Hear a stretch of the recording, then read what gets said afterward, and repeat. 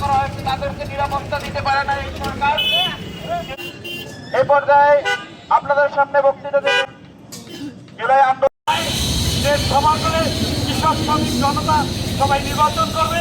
এই দেশের এই পিরোজপুরের মানুষ নির্বাচন করতে পারবে না, পরিষ্কার কথা।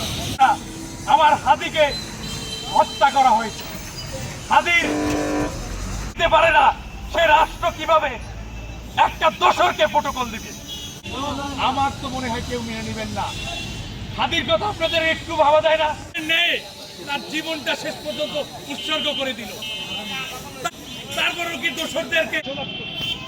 আমি আমার জায়গা থেকে নীরব দর্শক হইতে পারলাম না।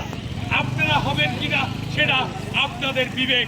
দেশ এবং দেশের মানুষ সকলে ঐক্যবদ্ধ হয়ে একজন কৃষক উচ্চ পর্যায়ের লোক যারা আমলাতন্ত্র, আমরাও সেই মর্যাদা পাবে, এইটাই আমরা আশাবাদ। আমরা স্মারকলিপি দিতে ডিসি অফিসে যাব, আপনারা সবাই আসতে হবে না।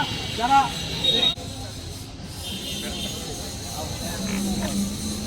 আওয়ামী লীগের দোসরেরা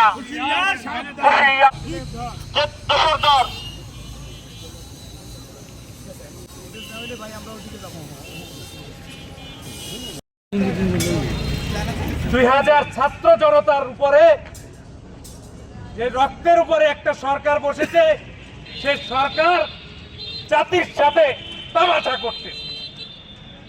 এই তামাশা 5ই আগস্ট এই দেশে বিপ্লব হওয়ার পরেও যাদের মাথায় এটুকু আসলো না, আমি অত্যন্ত দুঃখ পেয়েছি, কষ্ট পেয়েছি যে আমি এই জুলাই গণ অভ্যুত্থানের সামনের সারির একজন যোদ্ধা ছিলাম।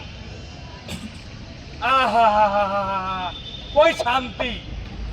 যুদ্ধ করলো কারা আর নির্বাচনের স্বাদ দেবে কারা?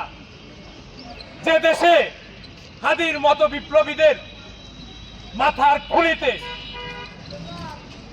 রাস্তার পিচের উপরে পড়ে সেই পিচ ঢালাই হয়ে যায়, সেই দেশে আনোয়ার হোসেন মঞ্জু, যে কিনা আওয়ামী লীগের সুবিধাবাদী 14 দল সাথে সংযুক্ত হয়ে যারা এই গণ অভ্যুত্থানের একাধিক মামলার আসামি, সে ফর্ম কিনে ডিসি অফিস থেকে।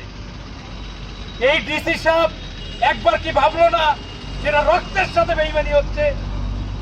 আমরা এখান থেকে পরিষ্কারভাবে জানিয়ে দিতে চাই, কোন ফ্যাসিস্ট এর জায়গা এই বাংলার মাটিতে হবে না ইনশাআল্লাহ।